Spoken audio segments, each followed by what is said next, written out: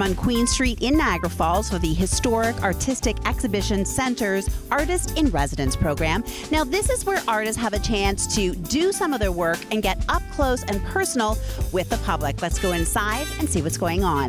We received $9,000 from the Napoleon Foundation. That's an Ontario government means of funding arts organizations, and that was some money to keep our gallery here open and staffed. And then we're also been given funding to hire 8 artists, about a month at a time. You've got to do 6 hours or more for a month, and yeah, so I've just pulled in work to do here, doing portraits. Yep. Have had a couple people sitting for me, which has been great. Getting back to the model, I studied that way back at school, but it's been a long time. I felt fortunate to be able to sit for a portrait, and just a couple hours of sitting and taking it easy.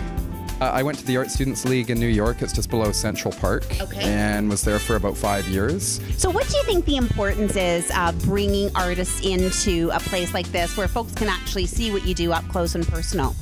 Well, the gallery here, Dean's been doing a really good job. It's all about the community. Anybody can show here, anybody can be a part of it. The biggest thing, like it was about 4 years ago, and I had just moved down and a lot was happening on the street, and it went through a little renaissance. Yeah. And I'd say so much of that had to do with the art scene and the music scene. There's a lot of amazing musicians that go unnoticed here. It's just got a real concentrated sort of music art scene that's pretty powerful. This is going to start it. There's a bunch of us that want to be painting on the street again.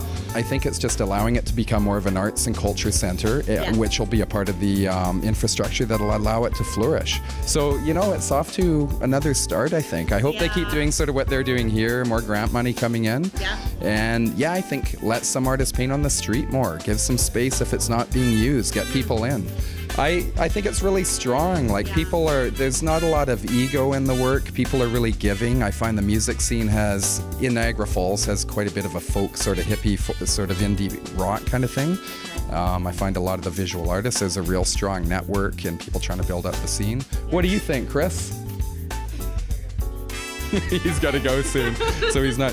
So yeah, I think it's an exciting time to be in Niagara.